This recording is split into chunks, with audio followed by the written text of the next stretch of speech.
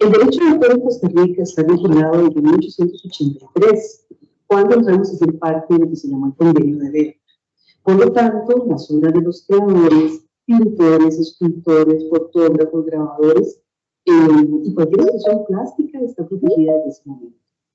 La ley 6683, que es la ley de derechos de autor y conexos, nos protege a los creadores, incluso 70 años después de muerto, según la ley costarricense. Esta ley nos da derechos y obligaciones también.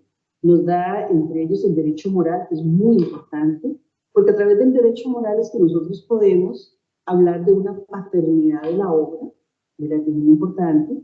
Podemos también tener derecho a que nuestra obra no sea ni transformada, ni modificada sin nuestra autorización, o en caso de no estar nosotros, en el caso de los descendientes o tutores legales de esa obra, que puede ser una institución. Tenemos derecho a que cada vez que nuestra obra se publique, además, sea con nuestro nombre, siempre, aunque ya esa obra esté en espacio público, pero siempre ese derecho moral nos obliga a que debemos citar el nombre de los creadores. Y la institución a la que pertenece o a la colección a la que pertenece. También nos da varias potestades, entre ellas el derecho patrimonial que va ligado, que es el único al que yo puedo renunciar. O sea, yo no puedo renunciar como creador a la paternidad de mi obra. La obra siempre va a ser mía, ¿verdad? Siempre, siempre, siempre. Y a lo que sí puedo renunciar, si yo quisiera, es al derecho patrimonial, que es el beneficio económico que yo tengo derecho de recibir por mis obras. Como les decía, hay diferentes tipos de obras, está la obra individual, la obra seudónima, etc. Pero hay una muy importante que es la obra en colaboración y la obra colectiva. La obra en colaboración es aquella que hacemos con otro grupo de gente, en la que todos vamos a tener ese porcentaje de autoría. Y el tiempo de los 70 años empieza a correr a partir de la muerte del último de los creadores de esa obra en colaboración. Luego tenemos la obra colectiva, que es aquella que una persona física o una institución puede hacer, donde invita a otros a ser parte de ese proyecto, ¿verdad? El cual podemos citar, pero no podemos apropiarnos como si fuera un proyecto personal, tampoco una obra de colaboración. Tenemos que citar a todos los participantes, y como estoy en una obra colectiva, tengo que citar a la institución, a la persona para la cual yo estoy haciendo ese proyecto. Una de las situaciones que tenemos que entender con el tema del derecho de autor, y sobre todo desde la llegada de Internet, es que las imágenes que encontramos en Internet o en las páginas y en los espacios colectivos no son públicas, todas tienen un autor detrás o tienen una institución que las respalda. Entonces, algunas imágenes para cuestiones meramente didácticas, uno las puede utilizar. Mira, si yo voy a dar una clase sobre arte costarricense, yo quiero una imagen, lo puedo hacer, incluso siempre poniendo la fuente de dónde está tomada. De igual manera, por ejemplo, el mismo Museo de Arte Costarricense ha hecho un gran esfuerzo de tener en su página actualmente imágenes de muy buena calidad de arte costarricense. Podemos utilizarlas para cuestiones didácticas, siempre citando la página del museo, pero no las podemos comercializar. Pero a veces pensamos que lo que está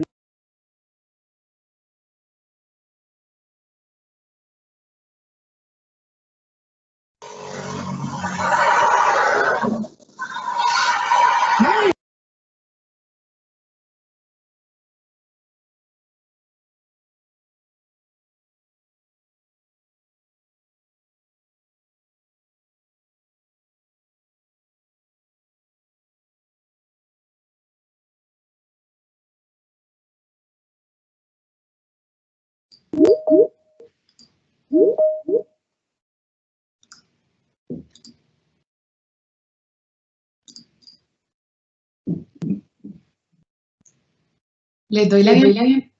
Creo que tenemos un pequeño inconveniente técnico con el final del video y lo vamos a volver a transmitir para el cabito final que quedó sin sonido. O tienen una institución que la respalda. Entonces, algunas imágenes para cuestiones meramente didácticas, uno las puede utilizar. Mira, si yo voy a dar una clase sobre arte costarricense, yo quiero una imagen, lo puedo hacer, incluso siempre poniendo la fuente de dónde está tomada. De igual manera, por ejemplo, el mismo Museo de Arte Costarricense ha hecho un gran esfuerzo de tener en su página actualmente imágenes de muy buena calidad de arte costarricense. Podemos utilizarlas para cuestiones didácticas, siempre citando la página del museo, pero no las podemos comercializar. Pero a veces pensamos que lo que está en Internet es de uso libre. Una cosa que de verdad necesito que se entienda muy claramente es que no es de uso libre. Es que hay que pedir autorización para todas las imágenes que nos encontramos en Internet, a menos de que estén en espacios públicos, ¿verdad?, donde el mismo autor ha cedido el derecho de uso, de divulgación, comercialización, etcétera, de sus propias imágenes.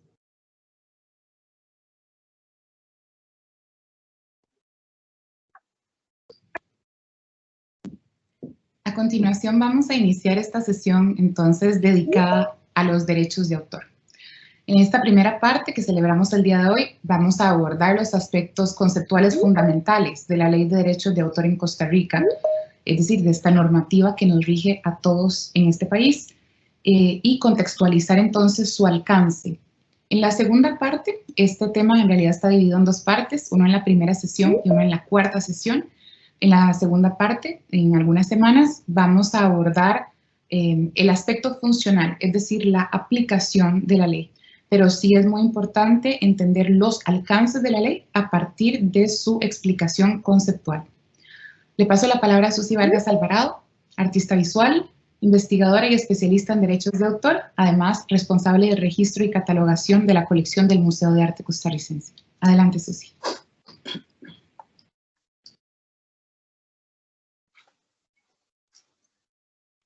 Bueno, tengan todos muy buenas tardes. Realmente es interesante, ¿no?, que haya tanta gente interesada en el tema y bueno, me parece un espacio maravilloso para poder realmente conectarnos todos como artistas, ¿verdad? Y poder también aprender de procesos, ¿verdad?, que a veces no se nos enseña en las academias y de los que a veces estamos un poco distantes. Entonces, sean muy bienvenidos todos. Bueno, el tema del derecho de autor, por ahí alguien debe tener el micrófono abierto, entonces les agradezco que lo cierren. Bueno, el tema del derecho de autor es un tema complejo, es un tema amplio, que implica muchísimas cosas. Entonces, en esta primera clase vamos, como dijo muy bien la señora directora, doña Sofía, vamos a tocar algunos aspectos teóricos fundamentales y básicos del derecho de autor.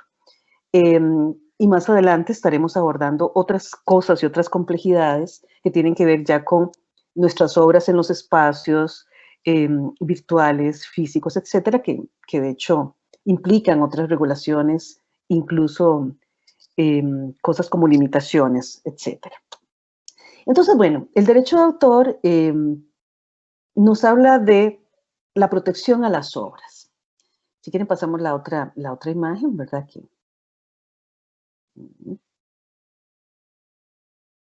No sé si se quedó pegadilla esa.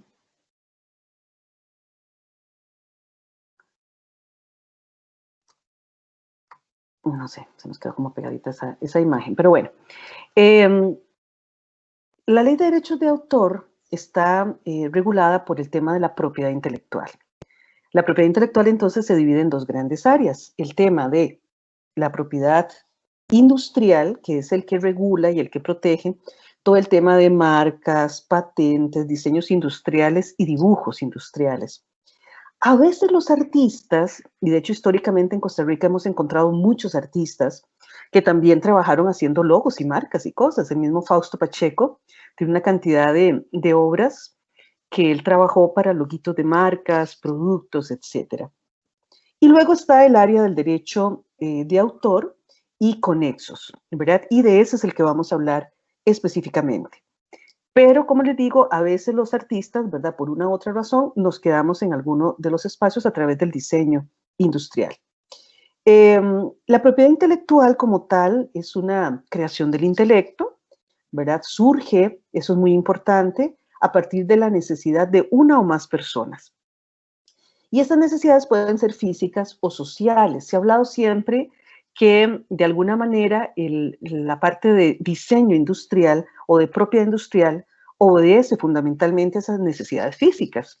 lo hemos visto en plena pandemia, o sea, nos ha tocado en plena pandemia ver la cantidad de gente que se ha lanzado a diseñar productos para la pandemia, desde mascarillas, ventiladores, respiradores, ¿verdad? Diferentes elementos, hasta software, plataformas, etcétera, para solventar una necesidad física específica. Las necesidades sociales es en las que entra un poco más el arte, ¿verdad? El arte es una necesidad, o sea, yo necesito escuchar música, necesito leer, necesito una obra de arte, ¿verdad? Necesito un espacio para el arte, pero digamos no son necesidades, ¿verdad? O sea, uno diría, bueno, yo no podría vivir sin la música, ¿verdad? Pero no podría vivir sin arroz y frijoles, ¿verdad? De pronto a algunos nos pasa al revés, pero bueno, es una situación no real, o sea, es algo que creamos, es una necesidad social. Y que históricamente en algún momento no tuvo protección, ¿verdad? De hecho, la historia del derecho de autor es muchísimo más amplia, más compleja. Se inicia, de hecho, desde la invención de la imprenta, pero no va a ser sino hasta finales del siglo XIX, y casualmente a partir de todas estas famosas ferias industriales, que se empiezan a generar proyectos para proteger primero la propiedad industrial, las invenciones, y más adelante las obras de arte, ¿verdad? Ese convenio se llamó el Convenio de Berna, que va a surgir en 1886, y que Costa Rica adopta prácticamente en ese momento, ¿verdad? Actualmente eso es absorbido por lo que llamamos la Organización Mundial de Propiedad Intelectual, OMPI, o sus siglas en WIPO, que de paso los invito a que entren a la página de la OMPI, ¿verdad? Porque ahí ellos constantemente están actualizando información en el mundo, etcétera. Pasemos a la siguiente. Entonces, bueno, como habíamos dicho, tenemos esta división particular entre derechos de autor y propiedad industrial. La propiedad industrial y sobre todo el diseño industrial se basa en proteger la forma de las cosas. No sé si voy con la osa. Pasemos a la siguiente. Ajá. Una forma como la Coca-Cola es parte del diseño, o sea, ya la parte, digamos, de lo que es el funcionamiento de la botella, que sirva, que no sirva, que contenga, que el material, etcétera, ya es parte de otra cuestión. Pero el diseño como tal, que es en el que a veces los artistas estamos como en el medio, se enfoca en la forma, en el logo, en el diseño, en el color, etcétera. ¿Verdad? Por eso les pongo este ejemplo como parte de diseño industrial, que a la vez se vuelve marca, ¿verdad? Porque la forma de la Coca-Cola hasta cierto momento ya era por sí misma una marca visual, como hay marcas auditivas, como hay marcas olfativas o marcas sonoras, etcétera, ¿verdad?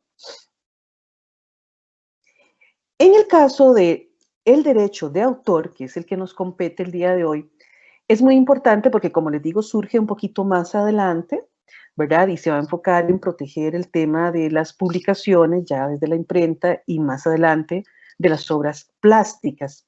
Ya el tema de obra como tal, ¿verdad? Se puede definir de muchísimas maneras. De hecho, dependiendo de las legislaciones, va a llevar diferentes nombres, ¿verdad? La obra en sí misma es aquella creación original de naturaleza artística, literaria o científica, susceptible de ser divulgada o reproducida en cualquier forma. En el ámbito de las artes plásticas o las artes visuales, como les digo, va a depender un poco de los diferentes países la forma en que se va a llamar. Por ejemplo, en España se le llama obra plástica, en Alemania se le llama obra artística. En el caso de Costa Rica aparece la especificación de obras artísticas o literarias, ¿verdad? Se hace una división ahí bastante interesante y particular.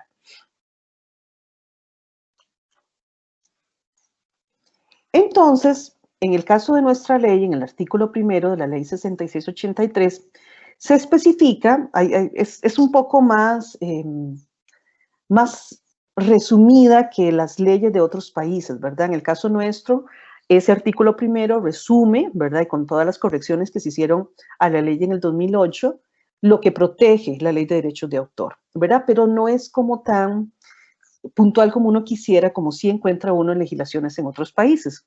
En el caso nuestro, la ley específicamente dice, por obras literarias y artísticas en adelante obras deben entenderse todas las producciones en los campos literario, científico y artístico, cualquiera que sea la forma de expresión, tales como, me voy a brincar la parte literaria, obras cinematográficas a las cuales se asimilarán las obras expresadas por procedimiento análogo a la cinematografía. O sea, aquí está contemplado todas las tecnologías contemporáneas de registros cinematográficos. Las obras de dibujo, pintura, arquitectura, escultura, grabado y litografía, las obras fotográficas y las expresadas por procedimiento análogo a la fotografía, también se contempló en 1886 este invento que ya estaba dando mucho de qué hablar, la fotografía, a futuro, diciendo que también se protegía lo que surgiera de ese invento a futuro. Las artes aplicadas, tales como ilustraciones, mapas, planos, croquis y las obras plásticas relativas a la geografía, topografía, arquitectura o a ciencias. Cuando hablamos de eso, estamos hablando que la obra, además como tal, se clasifica por diferentes cosas. Una es la tipología. Esto que estábamos hablando es la tipología de las obras. ¿De qué material está hecha esta obra de Max Jiménez Webb? Bueno, recuerdo que tiene corcho, tiene arena, tiene óleo, ¿verdad? La obra de Francisco Amiguetti, esta obra hermosísima de Amiguetti, ¿verdad? Bueno, ya sabemos que es una xilografía. Pero entonces, la ley, ¿verdad? Más adelante vamos a retomar este tema. La ley no contempla en este momento otras cosas o no dejó contemplado otros lenguajes a futuro, excepto para cinematografía y fotografía. Nuestra ley sigue estando escrita muy como se publicó en 1886. No ha habido demasiados cambios. Entonces, a nivel de tipología hay cosas muy complejas. A mí me ha pasado que alguien dice, bueno, ¿y cómo inscribo o cómo protejo una obra performática? ¿Verdad? Y bueno, y llegarán al registro nacional, al archivo nacional, perdón, al registro nacional, y la persona les dirá, bueno, pero entonces eso es una obra de teatro, puede ser protegida como una obra de teatro. No, no es una obra de teatro, es una obra performática. ¿Verdad? ¿Cómo se protege una animación? Eso es un software, no es una obra creativa, ¿verdad? Entonces vamos a encontrar en la ley ciertos vacíos que tengan que ver precisamente con el tema de la tipología contemporánea, ¿verdad? También la obra no solo se protege por su tipología, sino también por los caracteres. Si la obra es meritoria, original, por el uso de la materia, el color o la forma, y en algunos países por el tema de la licitud que tiene que ver con la cuestión de lo moral, ¿verdad? Entonces, bueno, tiene como varias particularidades, pero la originalidad sí va a depender un poco de este tema.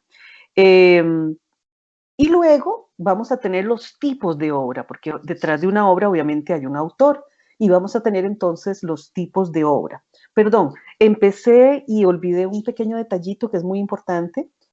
Algunas imágenes de las que vamos a estar poniendo información, gracias, tienen este QR en la esquina superior, en mi caso izquierda.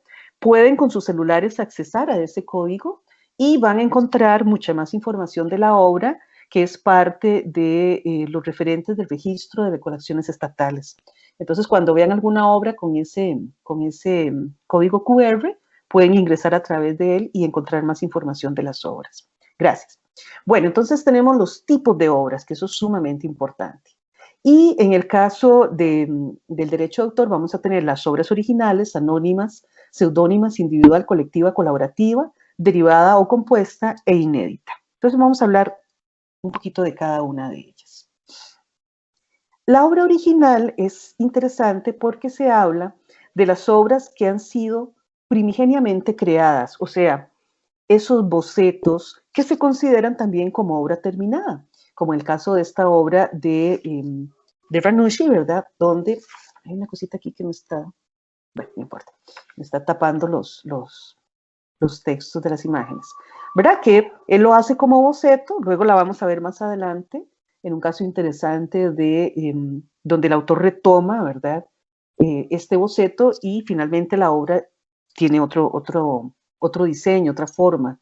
Pero bueno, son obras, ¿verdad?, que se consideran por sí mismas obras terminadas. El boceto es una obra terminada y por lo tanto también es una obra invaluable, ¿verdad? O sea, imagínense lo que es el valor que podría tener, bueno, es que es invaluable el boceto de Leonardo da Vinci de la creación de Adán, ¿verdad? O sea, son obras que tienen ya por sí mismas un valor, a veces como en este caso, ¿verdad? Completamente invaluables. En el caso de la obra de Pablo Picasso es muy interesante porque de hecho la fotógrafa Dora Maar es la que va a estar documentando los bocetos de Picasso, ¿verdad? Boceto, incluso él trabajaba a veces encima de los mismos bocetos y ella hizo toda una documentación fotográfica de estos. Muchos de esos bocetos existen solo en la película negativa que hizo Dora Maar y algunos otros se conservan en papel, ¿verdad? Pero sigue siendo entonces esta obra original, esta primera idea, ¿verdad? Que tienen los creadores, que a veces pueden estar en formatos hasta una servilleta, en cualquier lugar, pero es la obra entonces original o primigenia. Tenemos las obras anónimas y bueno, en el caso de las anónimas y las seudónimas hay toda una cuestión interesantísima, ¿verdad? Que tiene que ver precisamente a veces con la forma en que están redactadas nuestras leyes, ¿verdad? En el caso de la anónima es aquella en la que no se menciona la identidad del autor por voluntad del mismo, o sea, yo decido ser un creador anónimo.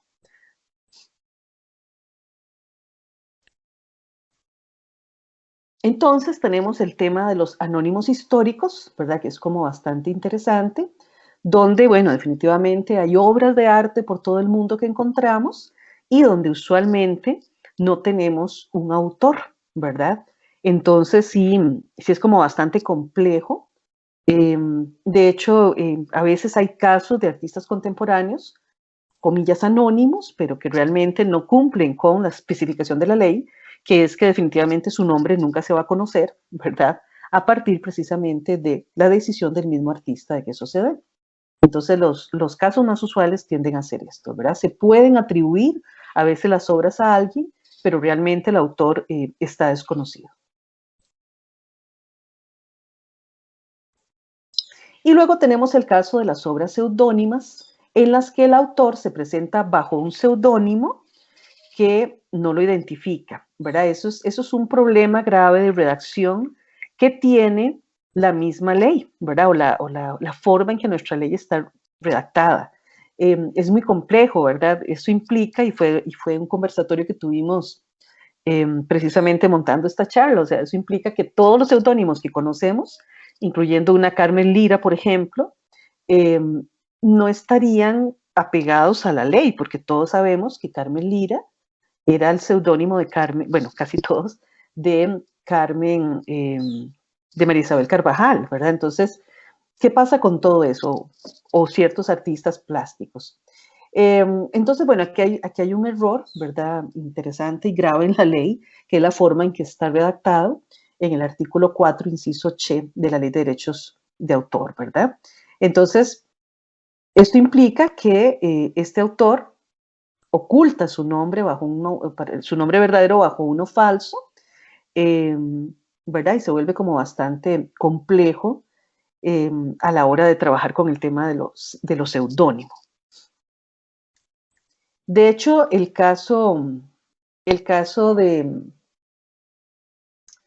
de Bansky es interesantísimo. De hecho, esta obra fue muy interesante porque él se supone que era anónimo, ¿verdad? O él firmaba simplemente Bansky, era como un sujeto que nadie sabía quién era, pero ya obviamente desde que aparece el nombre de Bansky, ya ahí tenemos un problema, ¿verdad? Porque finalmente es Bansky, está firmando. Pero esta obra, casualmente, El lanzador de flores, que aparece por primera vez en Cisjordania, Jerusalén, él lo reclama porque hay una empresa que empieza a sacar tarjetas postales con esta imagen, ¿verdad? Y entonces él, Bansky, el anónimo, hace una denuncia pública, ¿verdad? A nivel de legislación, y le dicen, bueno, pero es que usted no puede reclamar el derecho de autor sobre esta obra si se supone que usted es anónimo, ¿verdad? Y entonces, claro, ahí hay una contradicción. Una cosa es la decisión de un artista de permanecer durante toda su vida y hasta su muerte anónimo, y otra cosa es tener como este nombre más como exótico o para llamar la atención, como es el caso de Bansky, ¿verdad? Entonces, pues él de hecho perdió el juicio por contradicción. Así fue como se dio digamos que el veredicto de ese juicio en el 2006, por contradicción, usted o es anónimo o es seudónimo, pero no puede tener las dos cosas. Entonces, definitivamente el caso de Bansky es un caso de seudónimo. Bansky es el seudónimo del nombre real de esta persona.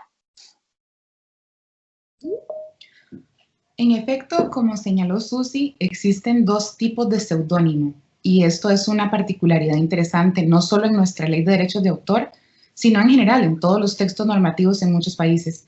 ¿Cómo se define un anónimo? ¿Cómo se define un seudónimo? En general, un seudónimo puede tomar dos formas.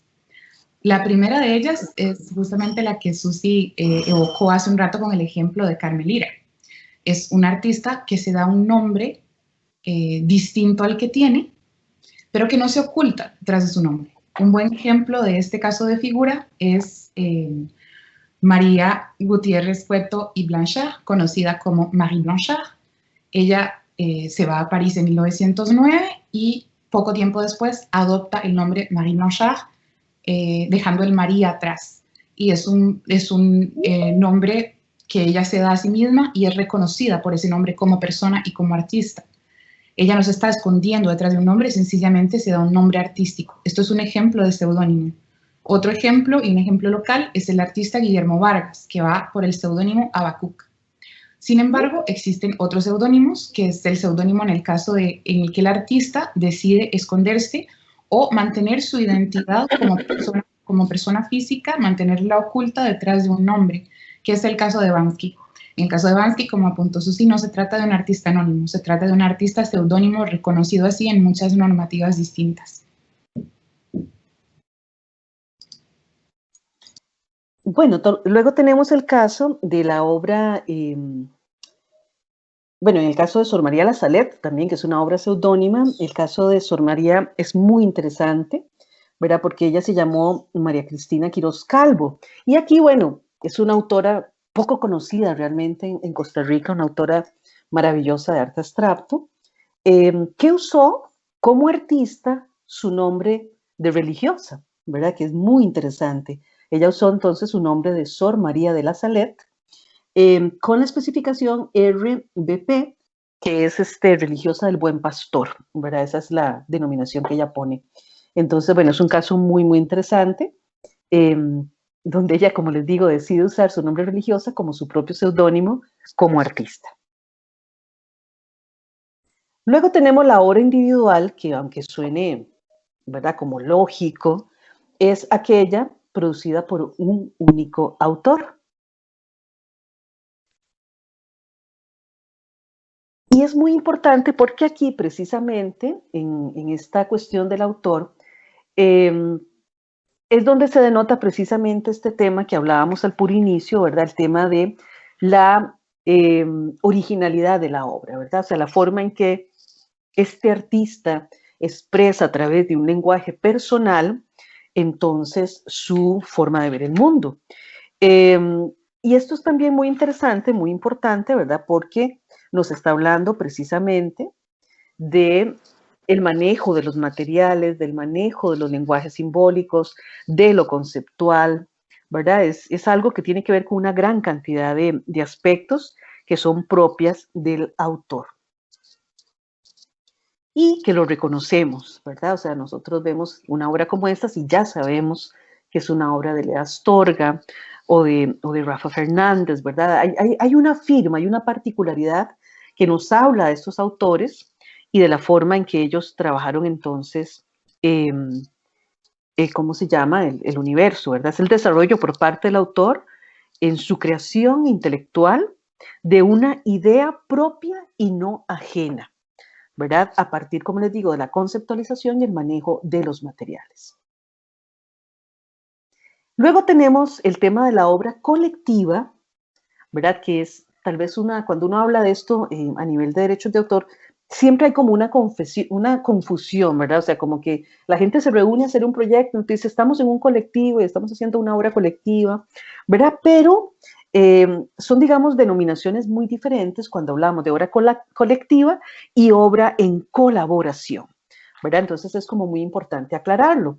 Usualmente, ¿verdad? Las diferentes leyes, por más que estén escritas a veces o redactadas de maneras diferentes, los que pertenecemos precisamente a la OMPI, Sin embargo, siempre llegamos a la misma cuestión, ¿verdad? La obra colectiva es aquella creada por iniciativa de una persona física o moral que la dicta, la publica y la divulga bajo dirección y su nombre, en la cual la contribución de diversos autores que participan en su colaboración se funde en conjunto, en vista del cual es concebida, sin que sea posible atribuir a cada uno de ellos un derecho distinto sobre el conjunto ejecutado. Ahora, también puede ser o una persona física o una institución, ¿verdad? Entonces, yo, Susy Vargas, como persona física, e invito a una serie de personas, pueden ser artistas, ¿verdad? Pueden ser otro tipo de colaboradores, a que participen a mi proyecto. Entonces, cuando la persona que ha sido invitada cita, ¿verdad? Tiene que decir, bueno, que participó en la obra colectiva o en el proyecto colectivo que se llamó así, de Susy Vargas o del Museo de Arte Costarricense o de tal cosa, ¿verdad? Entonces, como dice acá, ¿verdad? A veces esto, la participación se pierde un poquito, ¿verdad? Porque es producida por una gran cantidad de personas bajo esta representación particular. Este es un caso interesante, ¿verdad? Todo lo que son los murales, podemos encontrar varios trabajos de estos a lo largo del país, ¿verdad? Muchas obras han sido, como les digo, proyectos colectivos que surgen a partir, en el caso de este mural de la Universidad de Costa Rica, de la Escuela de Derecho, a partir de un trabajo comunal, por ejemplo, de estudiantes, en este caso dirigido por Eduardo Torijano, ¿verdad? Del que participaron 16 estudiantes de la Facultad de Bellas Artes, ¿verdad? Y bueno, ahí está el trabajo de ellos, ¿verdad? Pero cuando se cita, se debe citar esto, se debe citar trabajo comunal realizado para la Escuela de Derecho, dirigido por Eduardo Torijano, por ejemplo.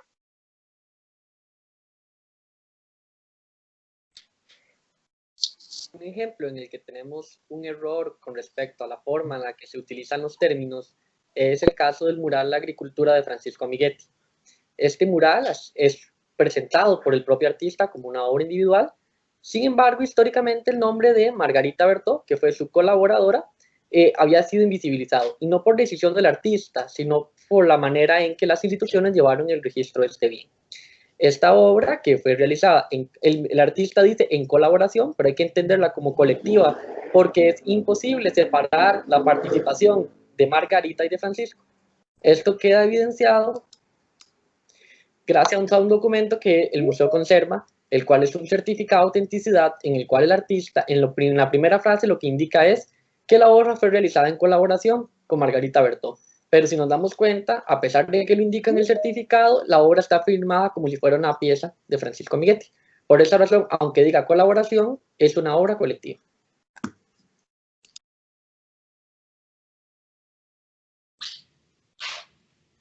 En efecto, tenemos casos interesantes como esta obra de Hermann Nietzsche de 1984. Es una obra performática y lo interesante en ella es que es una obra colectiva propiamente dicha. En la obra se celebraron sacrificios y destrucciones rituales cuyo objetivo era constituir una catarsis colectiva.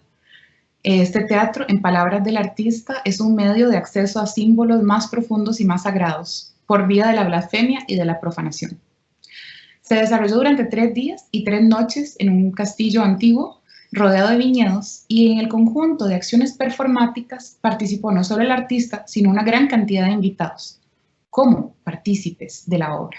Es una obra colectiva presentada por el artista como una obra suya, en la que participaron otras personas haciendo de ella una obra colectiva. Ninguno de los participantes está acreditado ni guarda derechos de autor sobre esta obra, únicamente Hermann Nietzsche. Y con respecto entonces a lo que Susy explicó sobre obra colectiva, un ejemplo de una obra colectiva en literatura es un diccionario. Se publica el nombre de un editor, que es el director, quien publica, y todas las personas que colaboran en esa obra quedan invisibilizadas y fuera, digamos, del derecho de esa obra. Eso es una obra colectiva. Con respecto a la diferencia importante de obra colaborativa, y es una diferencia fundamental para entender el alcance de la Ley de Derechos de Autor y a qué se refiere una cosa y a qué se refiere otra, porque los derechos rigen de manera diferenciada. La obra colaborativa es en efecto lo que tendemos a entender en artes visuales como obra colectiva, pero realmente a nivel de derecho se entiende como obra colaborativa. ¿Cuál es la diferencia entre la obra colectiva y la obra colaborativa? Bueno, la obra colectiva, como vimos ahora, es firmada por un único autor y es la persona que tiene derechos sobre esa obra, como el caso del mural de Amiguetti en el que participa Margarita Bertó, pero el mural es firmado por Amiguetti, es decir, él es su propietario intelectual. En cambio, una obra colaborativa puede tomar dos formas. Una obra colaborativa es una obra hecha por dos artistas o más, al menos, y cuyos créditos, cuya propiedad intelectual pertenece a los artistas que la elaboran. Entonces, existen dos casos posibles. El primero es que, como vemos en esta diapositiva, en el punto A, varios autores que han trabajado en conjunto en la elaboración de la obra, de manera que resulta imposible conocer con precisión qué parte de la obra es atribuible a uno u a otro. Es decir, vemos un conjunto hecho por varios artistas y no sabemos decir qué parte hizo cada uno. Y la segunda es, aunque los aportes respectivos de los autores puedan ser identificados y atribuidos individualmente, los autores actuaron concertándose y en un objetivo común. Es decir, básicamente es una obra colaborativa, una obra que haya sido hecha por dos o más artistas y que estos artistas sean todos propietarios de los derechos de autor. Generalmente hablamos de cuando la obra es pensada de una manera concertada y hecha de manera, digamos, para nosotros en artes visuales colectiva. Esto es lo que la ley entiende por obra colaborativa. Y la gran diferencia es que la obra colectiva, como el mural de Amiguetti, tiene una propiedad intelectual en la persona que la firma, Amiguetti, aunque hayan participado otras personas. En una obra colaborativa, todos los autores que participan tienen derechos sobre esa obra. Vamos a ver un ejemplo interesante de la obra colaborativa.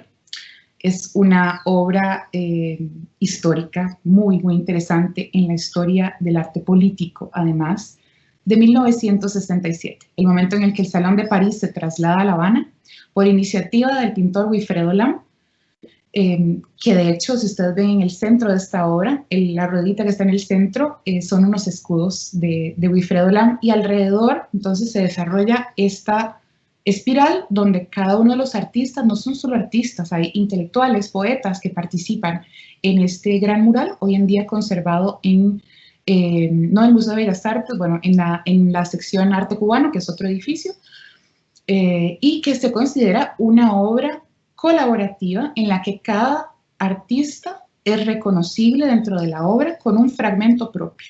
Es decir, podemos atribuir fácilmente a cada autor una parte individual de la obra, aunque ninguna parte individual tiene sentido si no está la obra completa. Eso es una obra colaborativa, no es un conjunto de obras, es una obra completa y es una obra en colaboración. Y en efecto la obra solamente tiene sentido en su conjunto, justamente porque habla de comunidad. Otro ejemplo interesante es un ejemplo performático también, y es la obra de Techin Sieg y Linda Montano, que pasaron amarrados uno al otro durante un año, de julio del 83 a julio del 84, el 4 de julio del 84, con una cuerda de 2.4 metros de largo. Y el punto de esta obra performática, que duró un año, es que tenían que estar juntos todo el tiempo, pero no podían tocarse nunca durante la duración de la obra performática. Y es interesante ver que en este caso tenemos al cuerpo de los dos artistas, individuales y separados, estos cuerpos, presentes en la obra. Y aún así no podemos en la obra decir a dónde está uno y a dónde está el otro. Es un acto performático, es único. No podemos decir cuál es el aporte de cada uno, porque es una obra de carácter conceptual. Entonces es un caso interesante, opuesto al anterior. En el anterior vimos que se podía identificar, en fuga colectiva se puede identificar cada aporte individual de todos los colaboradores. En este caso, los dos colaboradores aparecen como un único cuerpo en la obra, en ambos sentidos, en el sentido conceptual y también en el sentido de interpretación de la obra. Otro ejemplo muy similar a este es Imponderabilia, una obra performática de Marina Higuley, en el 77, en el marco de una inauguración en la Galleria Comunale d'Arte Moderna de Bolonia. Y esta obra, una obra muy incómoda, una obra hecha para incomodar. Los artistas se pararon desnudos de un lado y del otro de la puerta de entrada de la galería durante el acto de inauguración. Evidentemente desnudos, estos artistas incomodaban, estorbaban el paso de las personas que querían entrar a la galería a ver las demás obras que estaban ahí puestas. Y el punto de esta obra justamente es volverse una puerta viva e incómoda, que obliga a las personas que entran a la galería a hacerse una serie de preguntas: ¿de qué lado me pongo? ¿Cómo entro? ¿A quién le doy la cara y a quién le doy la espalda? Estas personas están desnudas, y era confrontar al otro a la desnudez del cuerpo ajeno. Y es una obra muy interesante por muchas razones. Finalmente la obra estaba prevista para durar 3 horas a partir de la apertura de la inauguración. Sin embargo, la policía de Bolonia cerró la muestra al cabo de 1 hora justamente por esta obra. Y aquí también aparecen entonces los 2 cuerpos separados de los artistas, pero la obra, que es su intención y su puesta en escena, finalmente no le pertenece a ninguno de los 2, sino a ambos. Es una obra colaborativa y ambos artistas tienen derechos intelectuales sobre esta obra en particular.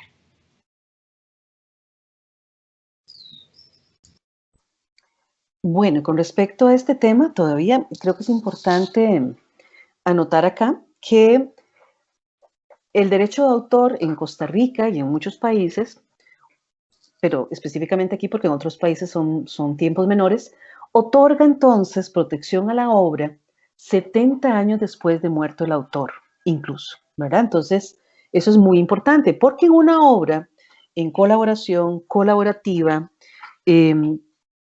hasta que no muere el último, no se empiezan a contar los 70 años. O sea, si somos un grupo, no sé, 10 personas haciendo un proyecto en colaboración o colaborativo, hasta que no se muera el último, esos 70 años no empiezan a correr, ¿verdad? Entonces, es también como muy importante eso. Bueno, un caso interesante es esta gente, Sobek Studio, ellos son mexicanos, ¿verdad? Y bueno, tienen un trabajo maravilloso, a mí me encanta a nivel de diseño gráfico, de arte, de objetos, ¿verdad? Se apropian de una cantidad de elementos de la cultura popular, ¿verdad? Entonces hacen unas cosas increíblemente hermosas, pero nunca sabe uno de quién es qué, ¿verdad? Y yo creo que eso es como lo más interesante cuando realmente a través de proyectos en colaboración hay una fusión real y se generan este tipo, ¿verdad?, de ejercicios de la creación que son realmente maravillosos. Aquí han habido algunos proyectos en colaboración. Conozco sobre todo trabajos en fotografía, ¿verdad? Me cuesta un poco más distinguirlos en pintura, pero sí sería como interesante. Pero bueno, esta gente produce, como les digo, todo tipo de proyectos interesantes, incluso el diseño de producto, ¿verdad? Que nos genera siempre partiendo de la apropiación o de la motivación a partir de la cultura popular de este tipo de ejercicios creativos, ¿verdad?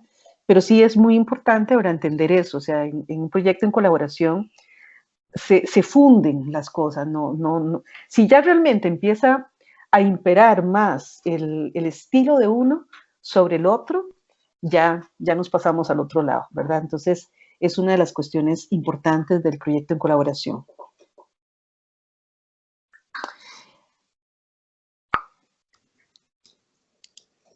La obra derivada o compuesta es la obra basada en otra, ya existente, sin prejuicio de los derechos de autor de la obra original.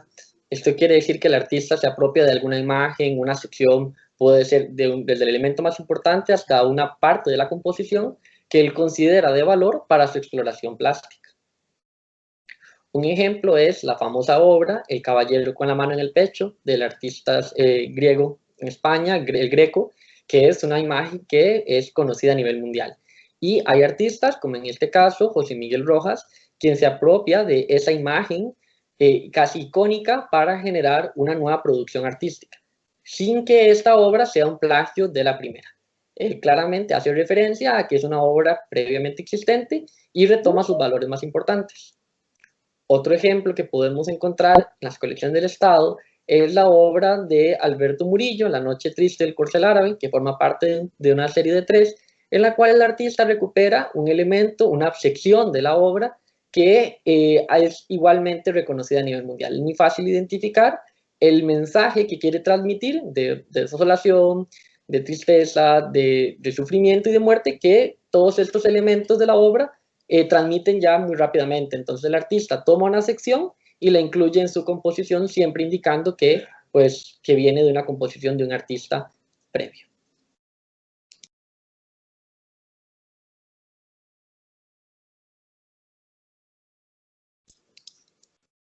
Otro ejemplo de un artista que hace lo mismo es Morimura, quien se aprovecha de toda una serie de obras, tanto fotográficas como artísticas y escultóricas, en las que él recrea la obra.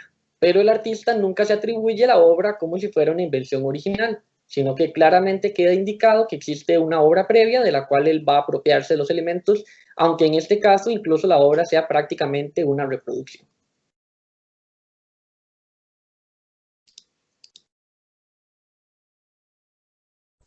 Luego tenemos el tema de la obra inédita, ¿verdad? Que es aquella que por potestad que tiene el autor de no divulgar su obra, puede impedir el conocimiento de la misma por parte de terceros, ¿verdad? Es algo que el autor en vida va a tener esa voluntad, o sea, yo decido como autor que mi obra sea inédita, que no se conozca, ¿verdad? O que por lo menos, ¿verdad? Dentro de la ley hayan transcurrido 50 años. Eso es lo que nos pide la ley, que la obra por lo menos haya estado inédita según la decisión del autor por un plazo de 50 años.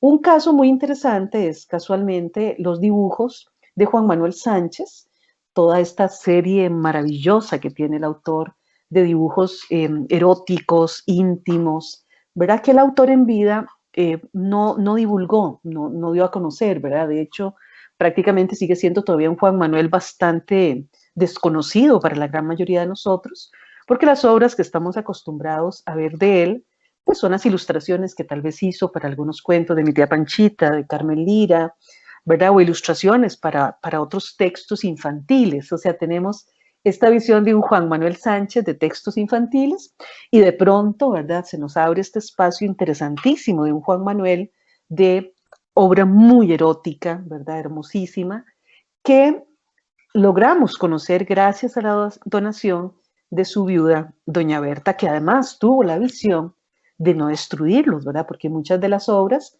incluso son ellos en la intimidad, se reconoce perfectamente a doña Berta, y ella tuvo la visión de donar todo este material. Entonces, bueno, es un caso interesante, por lo menos Juan Manuel lo mantuvo, este tipo de dibujos en el espacio de su intimidad.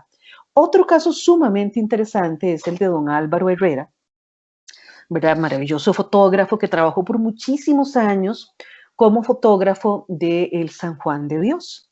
Él hacía ahí todas las fotografías que tenían que ver con los asuntos médicos, ¿verdad? Operaciones, etc. Sin embargo, él hizo trabajando ahí una serie de fotografías de desnudo que mantuvo siempre guardadas y que de hecho siempre le dijo a sus hijos, o sea, cuando yo me muera, estas fotos no se pueden publicar hasta que pasen 30 años de que yo me haya muerto, ¿verdad? Entonces, es interesantísimo porque son obras realizadas en los años 40, más o menos, finales de los 30, 40.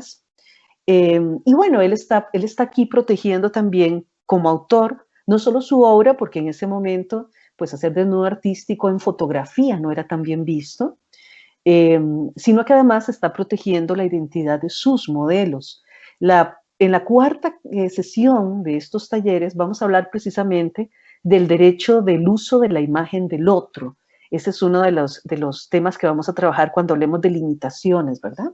Entonces, este caso es muy interesante. Él, como fotógrafo, decide que su trabajo no se dé a conocer hasta muchos años después de muerto, cosa que respetan por completo sus hijos, y finalmente protegiendo también la identidad de sus modelos.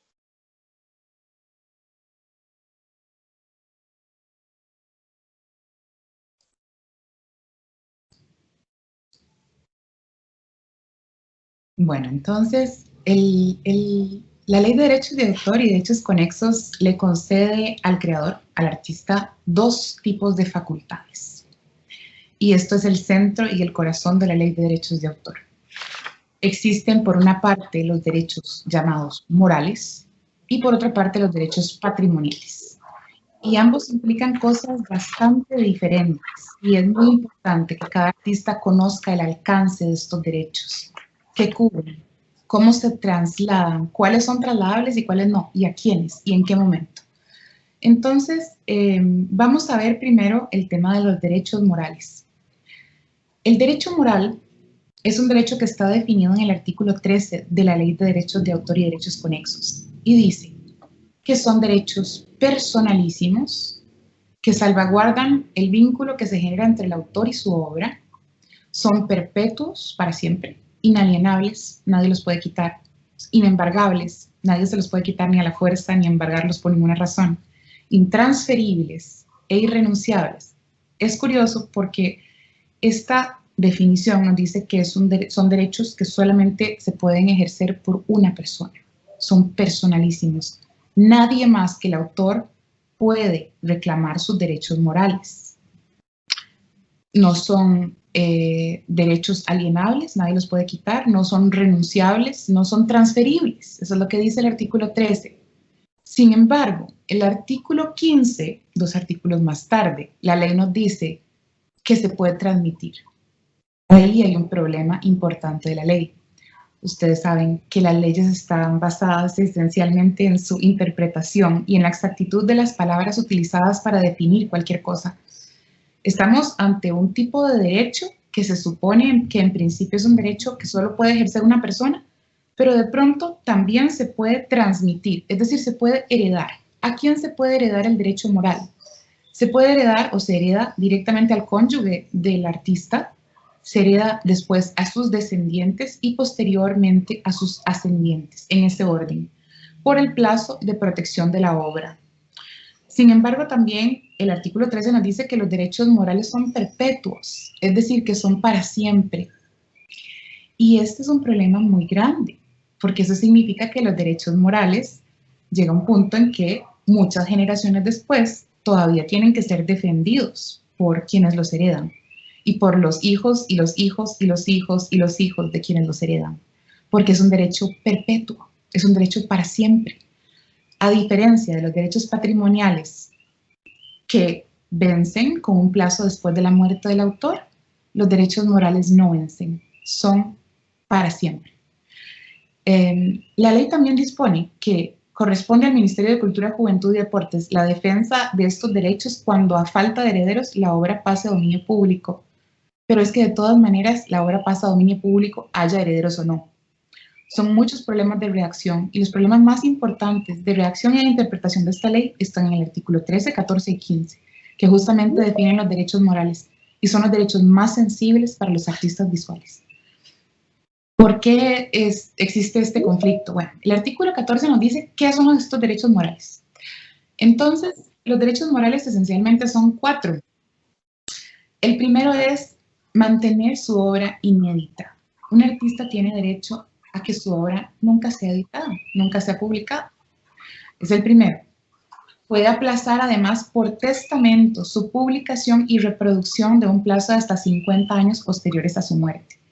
Y eso es interesante porque aquí entonces esto implica que finalmente no es perpetuo. Es decir, un artista no puede testamentariamente decidir que su obra nunca sea editada, sino que la propia ley nos da una nueva contradicción. Y esta contradicción es que el derecho a mantener la obra inédita tiene también un plazo de caducidad y no es un derecho perpetuo. Es solamente un derecho que expira con la muerte del autor y al cabo de 50 años cuando existe una disposición testamentaria. La segunda es reivindicar la autoría de la obra. Esto es un derecho, por supuesto, personalísimo. Es decir, es el artista que dice, esta obra es mía, esta obra es mía, es obra de mi intelecto, de mi talento. La tercera es oponerse a cualquier deformación, mutilación o modificación de la obra o a cualquier atentado que cause perjuicio a su honor o a su reputación. Los incisos B y C de esta ley son extremadamente importantes. Reivindicar la autoría de la obra no quiere decir que la obra sea propiedad del artista, quiere decir que la obra es de su autoría. Y reivindicar la autoría es un derecho perpetuo y personalísimo, pero que también puede ser ejecutado por los herederos. Es decir, si una obra es publicada en alguna parte sin la indicación de quién es su autor, tanto el autor de la obra como sus herederos, en ausencia del autor, pueden perfectamente reclamar y reivindicar que esa obra es de autoría de este artista. La paternidad de la obra, su referencia, su indicación clara de quién es el autor, es un derecho moral fundamental de cualquier obra de arte.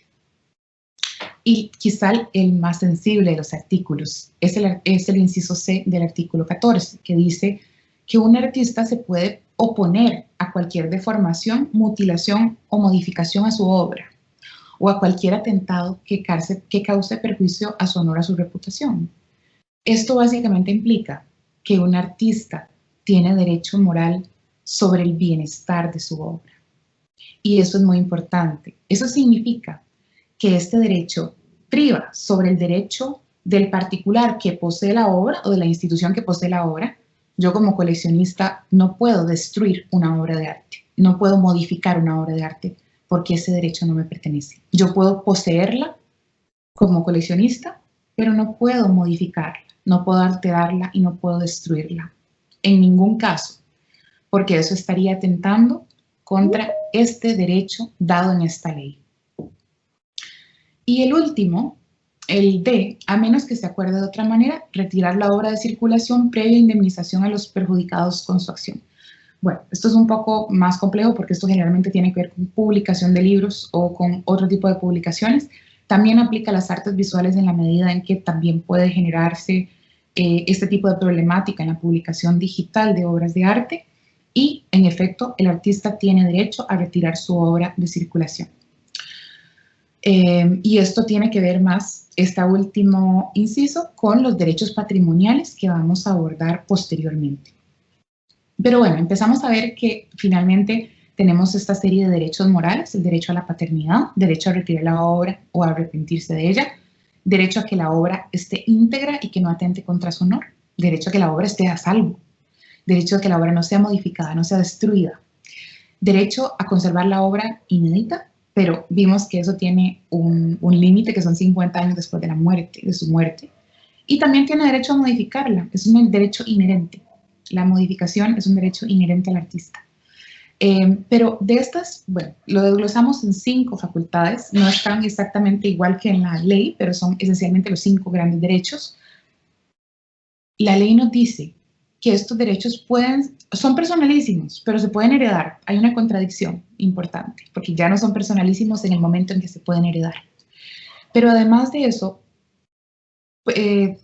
este artículo, esta serie de artículos 13, 14 y 15 de la ley, que los invito a leerlos en detalle, tienen otro problema, y es que dicen que, bueno, son personalísimos, pero se pueden heredar e incluso se pueden trasladar al Ministerio de Cultura y Juventud cuando no haya quien los proteja.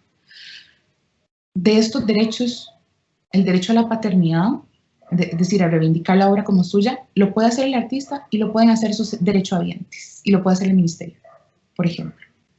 Derecho a retirar la obra o el arrepentimiento, eso solo lo puede hacer el autor. Arrepentirse solo lo puede hacer el autor, arrepentirse sobre su propia obra y cambiarla. Derecho a la integridad, este derecho lo puede defender el autor o lo pueden defender sus derechohabientes. Derecho a conservar la obra inédita, igual lo pueden hacer el autor o los derechohabientes. El derecho a modificarla solo lo puede hacer su autor. Entonces, son derechos que nos están indicados en esta ley como derechos morales que son personalísimos, pero que se transmiten. Hay una contradicción fundamental en esto, pero además son de naturalezas distintas y deberían estar regulados de manera específica, pero no lo están. Entonces, encontramos un límite incluso en la propia redacción de la ley, en la manera en que está dicha. Pero ¿qué vamos a rescatar de los derechos morales? A pesar de los problemas que presenta la ley, tomamos en cuenta que un artista tiene derecho a siempre reivindicarse como autor de su obra, de su padre, que un artista puede decidir mantener su obra inédita sin que nadie la edite ni la conozca, que un artista puede modificar su obra y que un artista puede oponerse siempre a la destrucción, modificación o alteración de su obra. Son derechos fundamentales y son derechos perpetuos. No vencen como los derechos patrimoniales que, como veremos más tarde, tienen un periodo en el que son propios del artista hasta que entran en el dominio público. Continuamos entonces con el tema de las facultades. Bueno, tenemos entonces el tema de la paternidad de la obra, ¿verdad? Que a veces uno se lo toma como a broma, ¿verdad? Que sea paternidad y no maternidad, pero bueno, recuerden que es una ley que viene del siglo XIX y bueno, no hay manera de modificarlo. Entonces, la paternidad tiene que ver precisamente con esa firma del autor, ¿verdad? Yo a veces también bromeo un poco cuando hablo de eso, o sea, de ahí el chiquito me puede haber salido feo, pero es mío, o sea, yo no puedo renunciar al chiquito, ¿verdad? Y la obra es mía y será mía siempre y estaré conectada con esa obra hasta 70 años después y más allá, ¿verdad? De esa relación con el autor, ¿verdad? Ay, mis niños empezaron a pegar gritos. Bueno, entonces yo como dueña de la obra, como puedo defender este sentido de la paternidad, la maternidad de la obra, tengo derecho a que siempre la obra se relacione conmigo, o sea, tengo derecho a que cuando se comunica en público, esa obra lleve mi nombre o mi seudónimo o lo que sea, ¿verdad? Pero sí voy a estar siempre ligada a esa obra y debe ser reconocida así. Entonces, bueno, eso es muy importante porque eso indica también otro de los derechos, ¿verdad? Que tiene que ver con que la obra siempre se debe citar con el nombre del autor. Tenemos a veces, yo diría que la mala costumbre, muchas veces en publicaciones, eso lo vemos en publicaciones que incluso vienen a veces de universidades, de instituciones, etcétera, donde no aparecen los autores de las obras, ¿verdad? Entonces, siempre tenemos que hacer eso, es parte precisamente de los derechos morales de los creadores. Y esa firma, ¿verdad? Esa firma tiene que ver con el estilo de ese artista. Entonces, bueno, también a la hora de proteger una obra, que eso lo veremos en la sesión 4, ¿verdad? A la hora de proteger una obra yo tengo que demostrar eso. O sea, si yo vengo y emulo el estilo de una Dinora Bolandi, pues y por supuesto que no estoy demostrando originalidad y además estoy pasando por el derecho moral de la misma autora.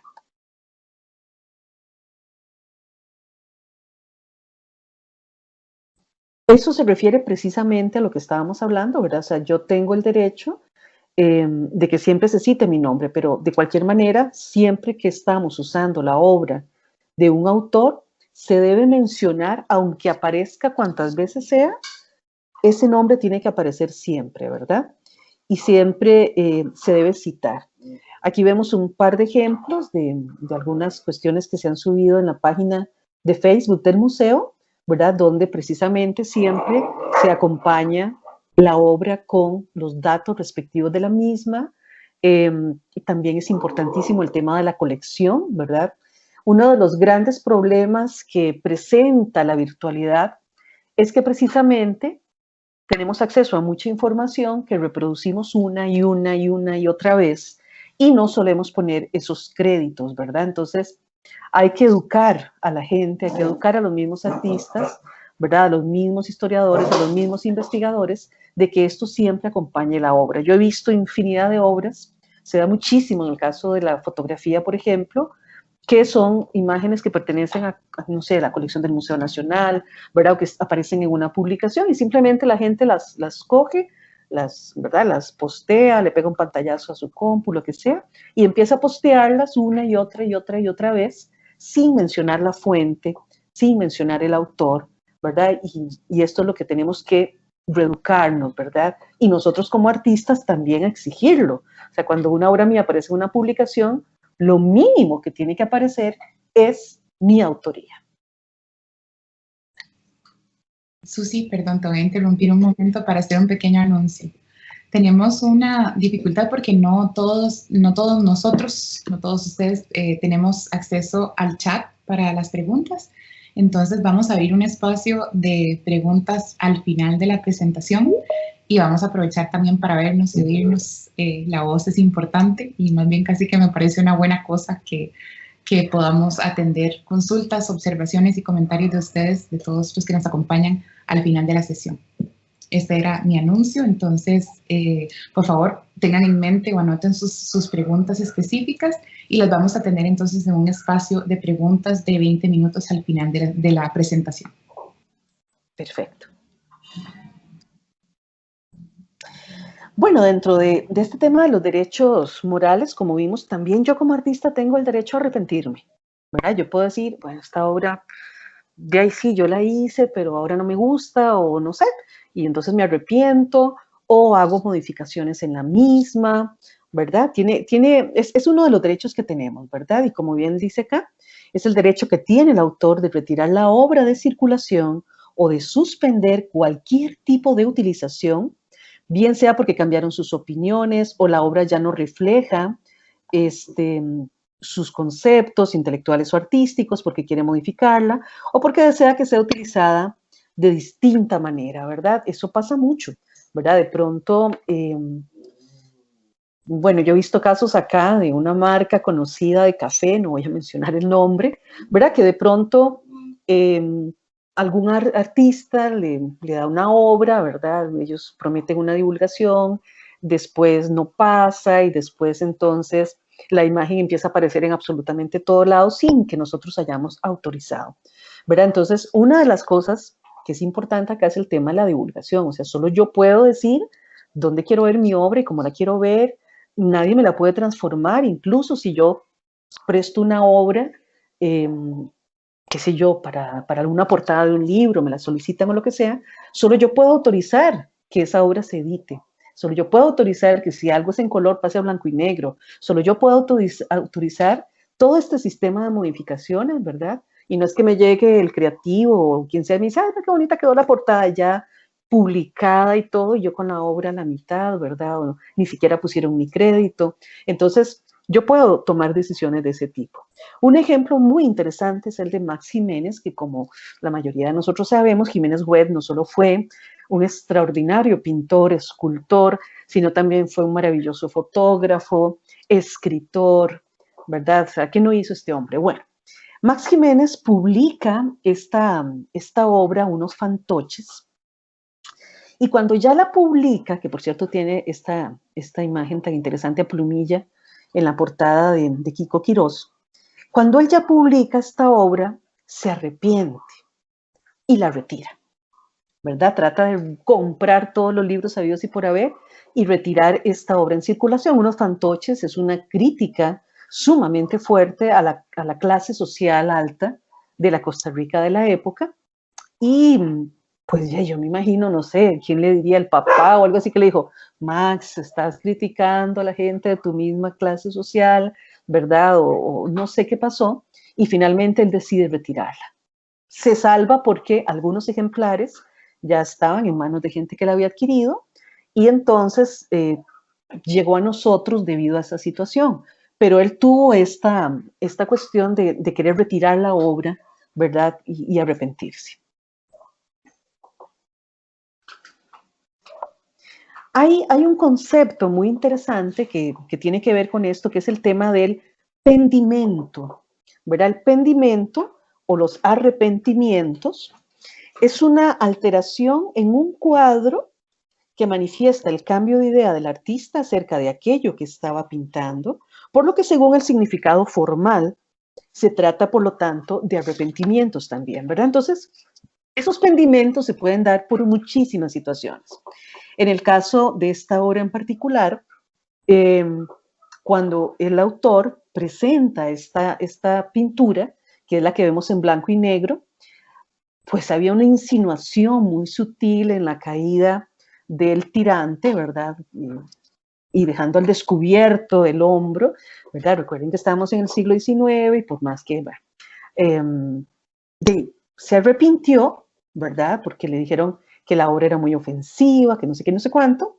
Y entonces él vuelve a corregir esto, ¿verdad? La obra es presentada en el Salón de París de 1888 y él hace esta corrección particular. Y como vemos, ¿verdad? La obra es prácticamente idéntica, excepto el tema del tirante. Puede ser algo así tan sutil como esto, por una cuestión de censura del contexto, o pueden ser correcciones mucho más grandes. Tenemos este caso de Diego Velázquez, que es interesante. Muchas de estas obras muestran los pendimentos por deterioros, ¿verdad? Por, qué sé yo, las craquelaciones de las superficies pictóricas, etcétera, ¿verdad? Entonces, a veces dejan en manifiesto correcciones que en algún momento hizo el autor. En este caso, ¿verdad? De manera muy sutil podemos ver que en algún momento la pierna del personaje estuvo en otra posición y entonces ya después de pintada, Velázquez dice, no, ¿verdad? De pronto esta posición es mucho más, no sé, grandilocuente o lo que sea, y hace entonces la corrección.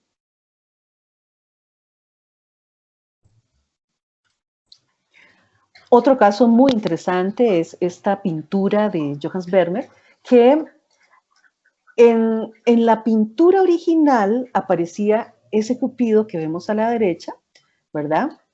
Creo que aquí se invirtieron porque primero está la del Cupido y después está, bueno, sí, ese mismo Cupidito aparece en otra pintura, ¿verdad? Por eso es que es muy interesante. Cuando se hacen intervenciones, descubren que el mismo Cupido estaba en esa obra, ¿verdad? Eso es posterior a limpiezas y cosas que dicen, mira, aquí estaba nuevamente el Cupido que ya aparecía en esta otra pintura de Vermeer y la tapó, ¿verdad? Él la borró por censura o por lo que fuera, pero vuelve a aparecer entonces en esta otra obra, ¿verdad? Entonces es este tema tan interesante, cuadros que esconden otros cuadros, ¿verdad? La famosa muchacha del arete de perla también oculta otra imagen muy interesante y casi fotográfica, porque Johannes Vermeer usa la cámara oscura para hacer muchas de sus imágenes, y vemos en la del arete de la muchacha del arete de perla, otro rostro que está por completo, ¿verdad? Pintado detrás de la obra que ya conocemos. Otro caso muy interesante de pendimento, como les digo, muchas veces solo a través de restauraciones y más contemporáneamente de rayos X, ¿verdad? Que se les hacen a las obras para su propia conservación, que se descubren muchos de estos pendimentos. En el caso de esta obra de Picasso, veamos la otra imagen, ¿verdad? Cuando se le hace la radiografía, pues se descubre que la posición de las piernas era una posición, ¿verdad? De piernas abiertas, donde se notaba un poco más la zona púbica del personaje, y finalmente Picasso decide hacer esa corrección, tal vez para no hacer que la obra sea tan erótica. Extraño en él, ¿verdad? Que tiene obras tan absolutamente eróticas, ¿verdad? Tan sexualizadas, pero decide hacer este cambio que podemos ver entonces de manera tan clara en esta radiografía. Entonces, bueno, este tema de los pendimentos es muy interesante. En este caso vemos nuevamente el tema del mural de Ranucci, que lo vimos anteriormente, en este boceto, ¿verdad? Un boceto ya acabado, que ya funciona como obra en sí misma, pero bueno, es el boceto del mural de la Segunda República, y las correcciones que él va a hacer entonces más adelante, ¿verdad? Donde ya hay de hecho un acercamiento diferente a los personajes, de pronto le quita la camisa, etcétera. Entonces es como muy interesante ese caso. No sé si Rafael quiera mencionarse un poco a esta obra.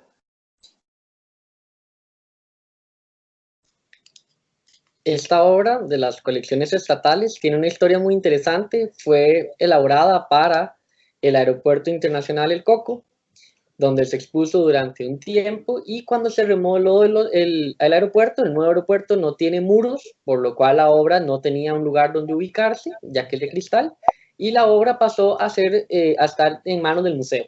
Pero es una obra que tiene casi 14 metros de base, de ancho, es bastante, 7 metros, es una obra enorme, razón por la cual en el museo no podíamos exponerla, era imposible exponerla, se exponían algunos fragmentos de manera esporádica. En el 2017, cuando inicia el proyecto del Centro Internacional de Convenciones, se logra mover administrativamente para que esté bien, que estaba en custodia del Museo de Arte Costarricense, fuera devuelto a su propietario, que es el Ministerio de Obras Públicas y Transportes, por medio de la Dirección General de Aviación Civil, quienes hacen un convenio de préstamo junto con el Instituto Costarricense de Turismo. Y esta obra ahora en este momento se encuentra en exposición permanente en el Centro de Convenciones, con todos los cuidados de conservación y que le ha permitido la visibilidad en un espacio donde, gracias a lo generoso del vestíbulo, lo han admirado muchísimos costarricenses quienes habían pasado el olvido porque estaba reservado. Perfecto, muchas gracias. Bueno, y tenemos entonces el tema de la integralidad de la obra, ¿verdad? Y de la modificación de la obra que van ligados, ¿verdad? En el sentido de que es el derecho que tiene el autor de impedir cualquier deformación o mutilación de su obra, así como cualquier atentado a la misma que perjudique su honor o reputación, puesto que la personalidad y la reputación del autor están íntimamente vinculadas con la misma. Entonces aquí tenemos un caso interesante, un caso que se dio en el 2006 con una obra de Leda Astorga, ¿verdad? Aquí está la pieza en el 98, concreto policromado, que se mantiene, se conserva todavía en el Parque La Sabana. Esta obra fue una obra bien particular a nivel histórico porque la imagen fue solicitada, ¿verdad? O sea, se le pide a Leda que la intervenga, que la restaure, ¿verdad? Que la pinte nuevamente. Leda dice que sí, que claro, que tiene un costo, ¿verdad? De tanto para poderla restaurar. El INCODER, que es el que se encarga de esta obra, dice que no, manda unos obreros a pintarla, ¿verdad? Y además la fotografían y se vuelve la imagen oficial del Festival de las Artes del 2006. Y ahí es donde obviamente Leda pues va a pegar el brinco, ¿verdad? Y va a decir, no, esta no es mi obra, aquí se está lesionando mi derecho moral, la obra fue intervenida sin mi autorización, ¿verdad? Y generó entonces toda una polémica que de hecho el día del Festival de las Artes, el día de la inauguración, Leda hizo una manifestación pública ocultando, ¿verdad? Cubriendo la obra, ¿verdad? Porque ella decía, esa obra no es la que yo hice, esa obra no es mía. Va a tener más adelante incluso la intervención del Museo de Arte Costarricense en su momento, que le dice al INCODER, bueno, nosotros, ¿verdad? O sea, ponemos el dinero para que la obra se restaure, pero finalmente no sé qué pasó, ¿verdad? No. Yo lo que les pongo aquí es la noticia del momento, lo que ocurre en esta intervención, donde Leda, ¿verdad? Pone, y es muy clara la intervención que hay, ¿verdad? De los cambios de color, etcétera, en su propia obra. Entonces aquí estamos haciendo una lesión del derecho moral de la creadora al intervenir la obra sin su autorización.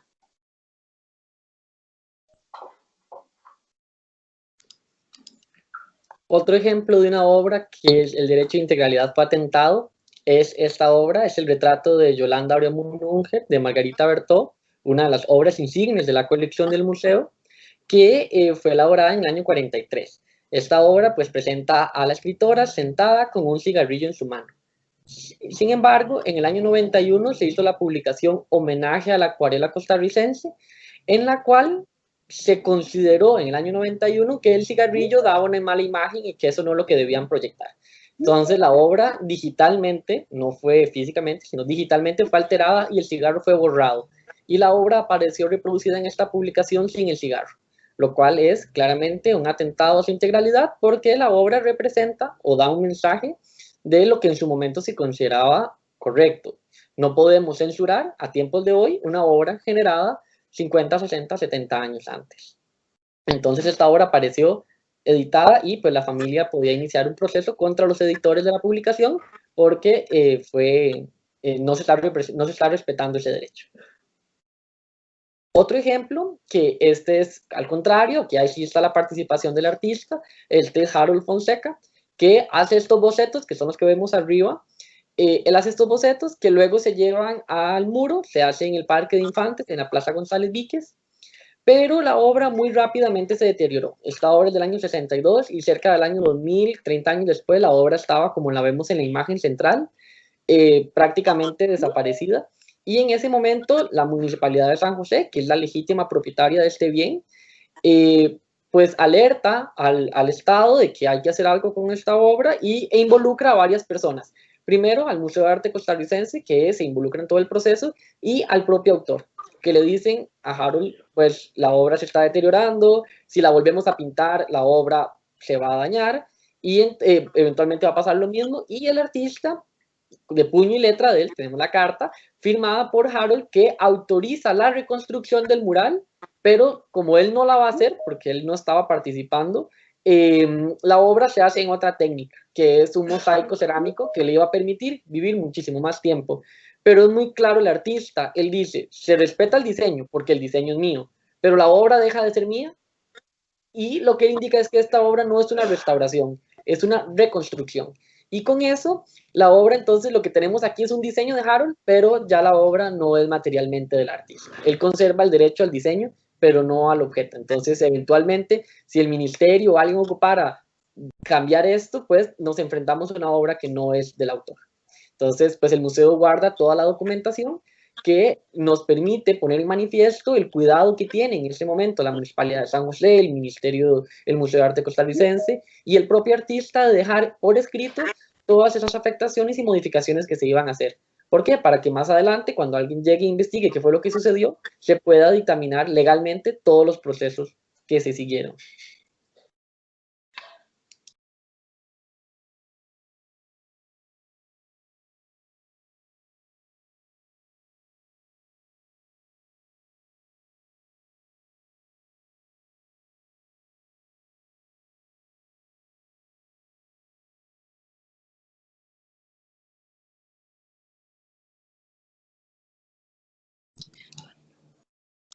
Bueno, entonces otro de los derechos morales es aquel que implica conservar una obra inédita. Es decir, que no se le puede impedir al autor que modifique su obra, pero si ya la obra fue publicada, el editor o el contratista pueden exigir al autor el reconocimiento de perjuicios que con la modificación se generaron.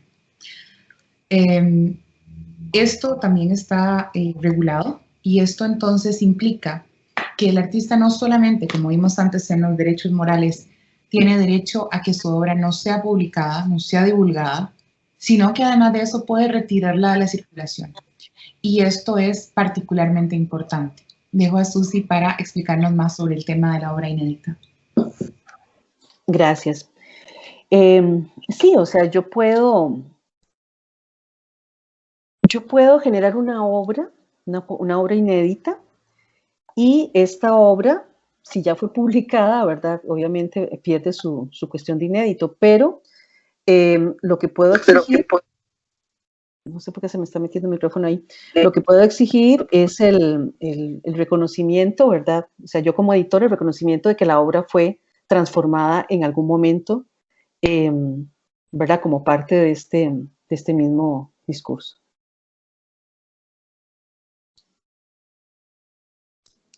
Un ejemplo de una obra inédita, en este caso, sería el grabado que realiza el artista Grace Ramírez, que realiza un primer taco en una impresión en el cual aparecen dos personajes. En ese momento esa obra tiene un nombre que es Tradiciones, y posteriormente el artista, en su derecho a modificar o cambiar su obra, del taco hace otra modificación y agrega un tercer personaje, que es esta mujer, que es una silueta que espero que se pueda apreciar bien en la parte de atrás, que es una señora mayor, y hace algunos ajustes, algunos pequeños cambios al resto de la obra.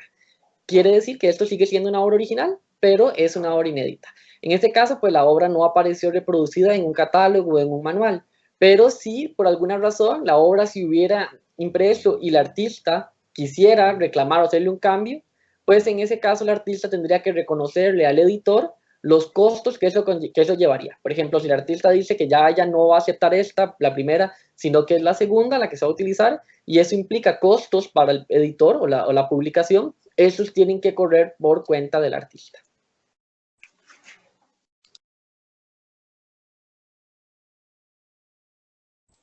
Bueno, luego tenemos el tema de los derechos patrimoniales, ¿verdad? Que es el derecho el derecho que yo tengo de recibir un beneficio económico por mi obra, ¿verdad? Entonces, aquí hablamos de que ese derecho es exclusivo, es transferible, es renunciable, es independiente y de duración limitada. O sea, yo puedo decir, bueno, está bien, yo voy a poner esta obra, voy a hacer un préstamo de obra para que sea usada, no sé, en una portada de algún libro del museo, pero por un año, ¿verdad? No más de eso, o por 3 meses, o única y exclusivamente para esa publicación. Entonces, yo también pongo esas limitaciones, ¿verdad? Es algo que yo puedo transferir, es más, puedo renunciar a eso, ¿verdad? Muchas veces nosotros como artistas llegamos a ciertos acuerdos, entonces yo digo, está bien, no voy a cobrar porque usen mi imagen para algo, ¿verdad? Pero entonces, por lo menos tener estos créditos y esta divulgación de mi obra. A veces uno tiene que llegar a esos acuerdos. De hecho, yo hace poquito llegué a un acuerdo así con la editorial Costa Rica para la portada del último libro de Queens Duncan, ¿verdad? Donde para mí es divulgación a través de la obra de Queens, pero entonces llegué a un acuerdo con la editorial Costa Rica para esto. Entonces, bueno, es algo que yo lo puedo hacer. Y es exclusivo, o sea, solo yo puedo tomar la decisión ¿verdad? De si renuncio, si acepto, si cobro, si no cobro mis propias obras artísticas. Exclusivo porque solo el autor o titular de la obra puede autorizar su utilización o explotación. Transferible en caso o a razón de que puede cederse a terceros, ya sea parcial o totalmente, de manera gratuita o onerosa. Eso lo solemos hacer montones a nivel de editorial, ¿verdad? Renunciable, pues a diferencia de lo que ocurre con los derechos morales, que yo no puedo renunciar a ellos, comillas, ¿verdad? Como ya lo explicó Sofía, el autor puede prescindir de estos, o sea, puede prescindir de una retribución económica, independiente, ya que cada una de las formas de explotación debe ser expresamente autorizada por el titular de los derechos, y de duración limitada, puesto que la ley establece periodos de tiempo para su goce. En Costa Rica y para las personas naturales, los derechos patrimoniales tienen vigencia durante la vida del autor y 70 años más después de su muerte, ¿verdad? O sea, aquí estamos hablando de las dos cosas, lo que yo puedo conceder como creador con respecto a una obra específica, y por supuesto, ya el tema que tiene que ver con la protección de la obra. Ya después de ese tiempo, la obra pasa a espacio público, y pues siempre se tiene que citar, ¿verdad?, al autor. El hecho de que una obra esté en espacio público no quiere decir que yo pierda mis derechos morales, pero de pronto ya las personas no tendrían que pedir permiso necesariamente o pagar algo específicamente para la divulgación de una obra en una publicación, etcétera, ¿verdad? Y entramos al tema del plagio. El plagio es muy complejo porque tiene que ver con ciertos lenguajes propios del arte, ¿verdad? O sea, de pronto yo puedo decir, bueno, es que yo hago collage, entonces me estoy apropiando de ciertas cosas por acá. Pero claro, ¿hasta dónde yo me puedo apropiar de algo? ¿Hasta dónde puedo generar una obra que es una adaptación de otra, ¿verdad? Entonces, claro, el plagio significa literalmente que estás copiando una obra de otro. Una cosa muy diferente es el tema de los estudios, ¿verdad? Tenemos esta obra tan interesante que tiene varias formas de reconocerla, el almuerzo al mediodía o el descanso al mediodía, de Millet, ¿verdad? Y el estudio que hace más adelante Van Gogh, que era un enamorado de la obra de Millet, con su propio lenguaje, ¿verdad? Pero él está utilizando esta obra como referente. Él no está diciendo, es una obra original, o sea, a kilómetros de distancia se nota que es una apropiación, ¿verdad? Que yo estoy haciendo una adaptación con mi propio lenguaje de la obra de Millet. ¿Verdad? Es como que en este momento tratáramos de decir, bueno, acabo de hacer una pintura original y de pronto venimos y tenemos una adaptación de la Mona Lisa. O sea, nadie sobre la faz del universo nos va a creer que es una obra original, ¿verdad? Entonces, una cosa muy diferente es este tema de la obra que yo utilizo y voy adaptando a lo que ya sería una copia, que ya sería plagio total. Esta obra es muy interesante porque es un dibujo que hace Tomás Povedano para el primer tomo de la revista de Costa Rica en el siglo XIX, en 1900, ¿verdad? Donde él se va a basar en esta fotografía que algunos acreditan a Henri Pittier.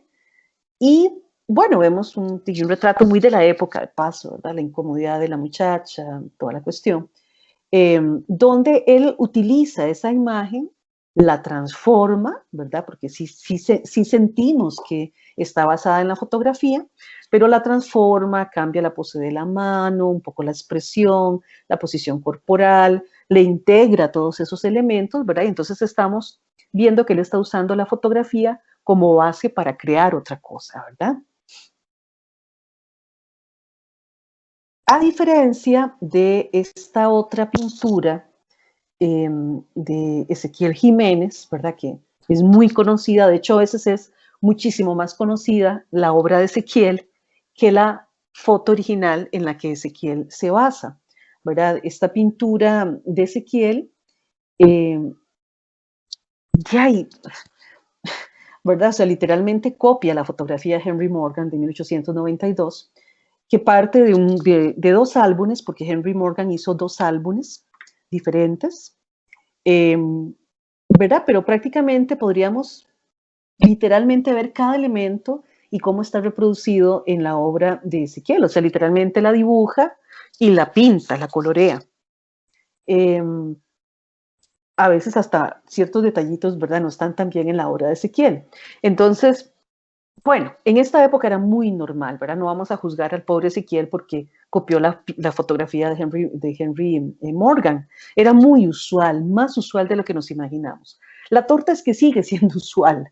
La torta es que seguimos haciendo eso, ¿verdad? Entonces, aquí tenemos una obra también de Ramón, de un pintor de acuarelas, Ramón Roberto, y se basa literalmente en esta obra de 1922 de Manuel Gómez Miralles, ¿verdad? Y eso lo encontramos más usual de lo que ustedes se imaginan.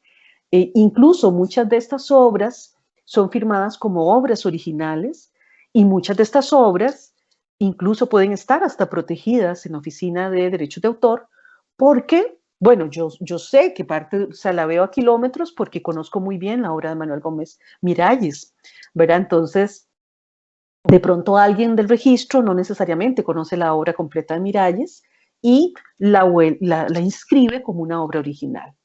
Pero técnicamente estas obras deberían decir basadas en o a partir de. No las podemos firmar como original. El hecho de ponerle color no quiere decir que sean originales. Y aquí también hago una observación importante. Nos ha dado la moda porque hasta en nuestro celular podemos bajar aplicaciones de colorizar imágenes fotográficas antiguas.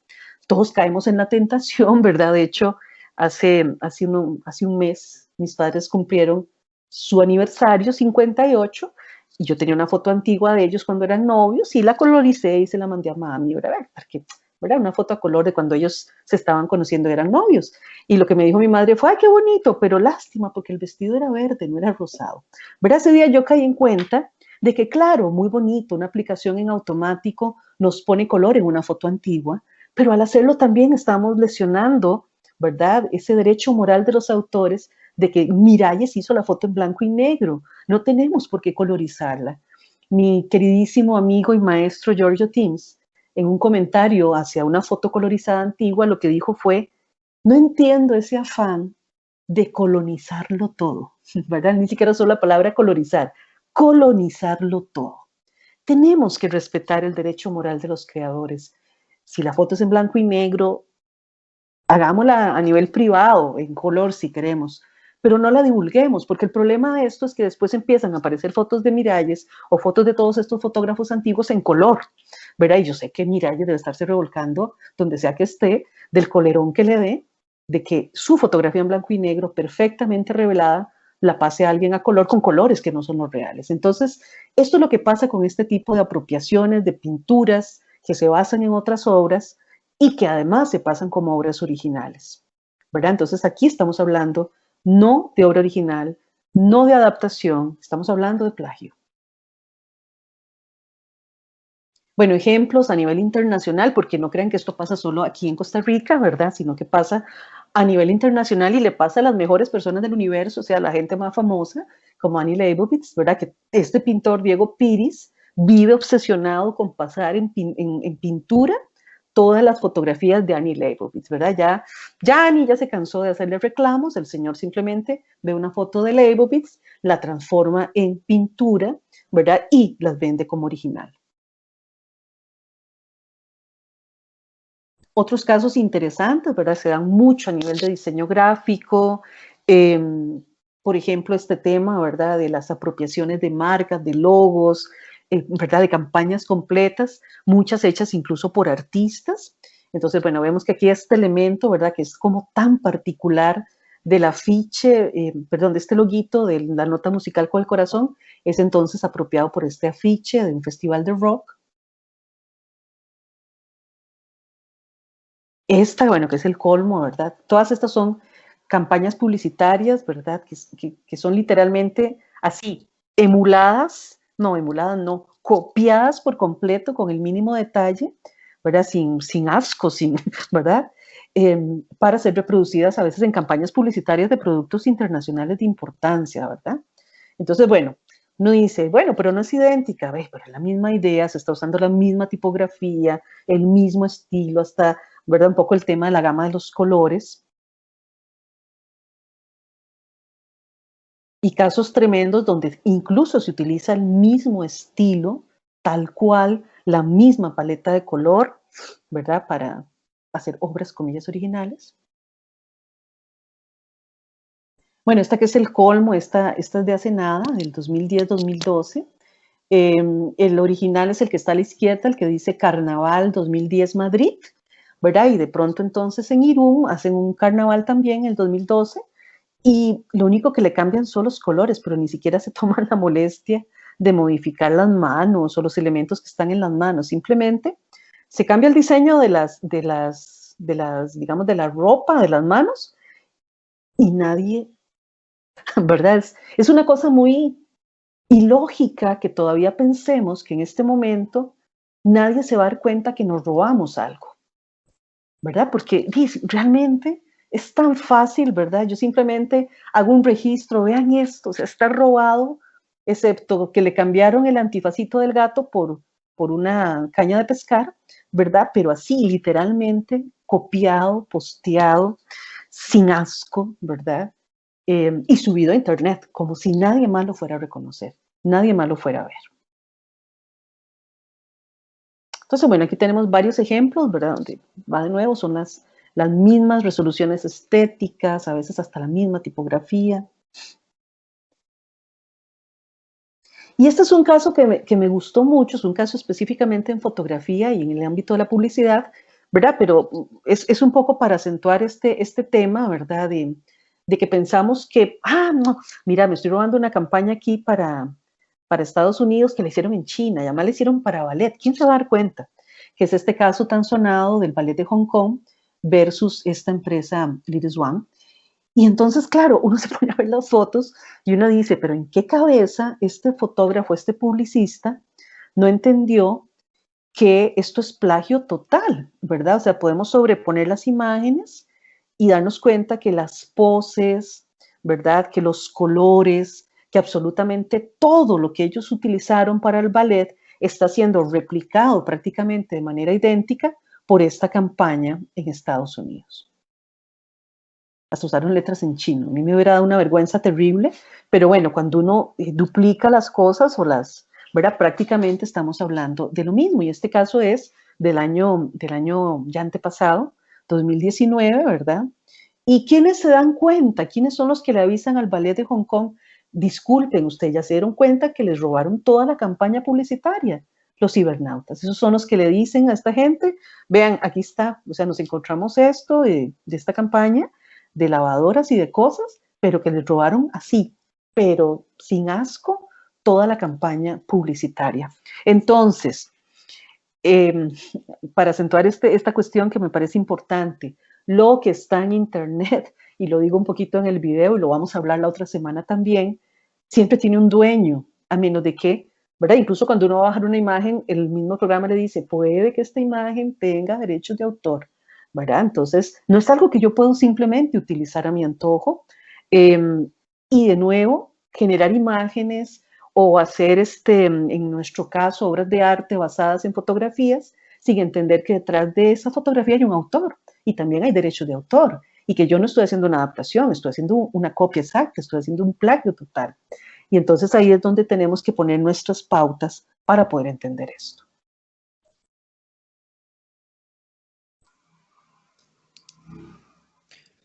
un ejemplo de una obra en espacio público, que fue un caso muy sonado con respecto a derechos de autor, fue la obra un mural abstracto del artista Felo García, que se encontraba en un edificio particular en San José. El mural forma parte de la composición del edificio, desde que Felo García, que es artista y arquitecto, desde que él diseñó el edificio, ese mural era parte integral del inmueble. Era el centro de atención del edificio. El edificio, pues, el arquitecto lo hace, pasa a manos particulares, y por mucho tiempo el edificio estuvo en relativo abandono, estuvo en muy mal estado. Y resulta que en una remodelación que hicieron hace un par de años, en este boom de estar remodelando todo lo cercano al Paseo de los Estudiantes, el mural termina siendo destruido frente a toda la población, todo el mundo se dio cuenta y nadie pudo hacer nada. En efecto, este caso es muy interesante porque nos pone de manifiesto la cuestión del derecho moral. Recordemos que uno de los derechos morales, es decir, personalísimos y perpetuos, irrenunciables de un artista, está en oponerse a la modificación o a la alteración o, por supuesto, a la destrucción de su obra. En este caso, el mural fue completamente eliminado, es decir, se procedió a su destrucción total, a su desaparición. Y esto nos marcó como comunidad, creo que a todos nosotros en algún nivel, el hecho de que la obra desapareciera de un día para otro a vista y paciencia de todo el mundo. ¿Y quién debe defender esta obra? ¿Quién podía defender esta obra? Bueno, eso es una pregunta interesante. Algunas de las críticas se lanzaron contra la Municipalidad de San José, contra el MOP, contra el Centro de Patrimonio, contra el Ministerio de Cultura. Nadie sabía realmente, a nivel de la ciudadanía, cómo había podido pasar esto. ¿Por qué esta obra no estaba protegida mejor? Bueno, tienen muchas causas. El edificio, primero, no estaba declarado, es decir, no tenía ninguna declaratoria de patrimonio. El edificio no gozaba de ninguna protección especial legal, pero la obra sí. La obra goza, por ley de derechos de autor, de los derechos morales de su autor. Y en efecto, el propietario que procedió a eliminar esta obra es un propietario que que violó el derecho del autor. ¿Quién puede hacer algo sobre esto? Bueno, primero que todo, no fue conocido, el propietario no informó al artista de lo que iba a hacer, la obra fue destruida. ¿Y qué es lo que procede en ese caso? Cuando se trata de una modificación, como explicó Susi en el caso de la obra de Leda, que creo que nos acompaña esta noche, saludos Leda, un artista puede reclamar que su obra ha sido parcialmente modificada, alterada, intervenida, y puede solicitar, y legalmente amparado, a que su obra sea restituida a su integralidad original. No quiere decir esto que el propietario, sea un propietario público o privado, tiene la obligación de contratar al artista para que vuelva a poner la obra como era originalmente, pero tiene obligación de hacerlo, por ejemplo, a través de un restaurador profesional. En el caso de una obra que ha sido completamente destruida, ¿qué puede hacer un artista? La obra ya fue destruida, en este caso, por ejemplo. No hay nada que hacer. Pero el artista, que es quien mantiene los derechos morales, en este caso, don Felo, puede hacer un reclamo judicial y ganaría el caso a todas luces, porque es una violación al derecho moral, protegido de todas maneras y claramente en este caso, y violentado entonces por el propietario que decidió unilateralmente destruir una obra de arte que estaba en espacio público. También es interesante en otro sentido, la obra está en espacio público, es decir, es una obra que puede ser reproducida, es una obra que puede ser fotografiada por otras personas, es decir, está en espacio público y en ese espacio los derechos patrimoniales tienen un límite. De límites justamente vamos a hablar en la segunda parte de derechos de autor para artistas visuales, que es una clase que se celebrará entonces el 2 de marzo. Nada más a manera de recordatorio, la próxima semana a las 5 de la tarde veremos Introducción al Mercado del Arte y la sesión siguiente, el 23 de febrero, veremos Coleccionismo Estatal. Y la última sesión de este ciclo se verá el 2 de marzo con la segunda parte de derechos de autor para artistas visuales. En esa sesión del 2 de marzo justamente vamos a abordar el tema de los límites del derecho de autor y también de la aplicación concreta de la ley de derechos de autor a casos. Pero lo interesante de esto es justamente cómo se manifiesta el derecho moral o cómo debería manifestarse.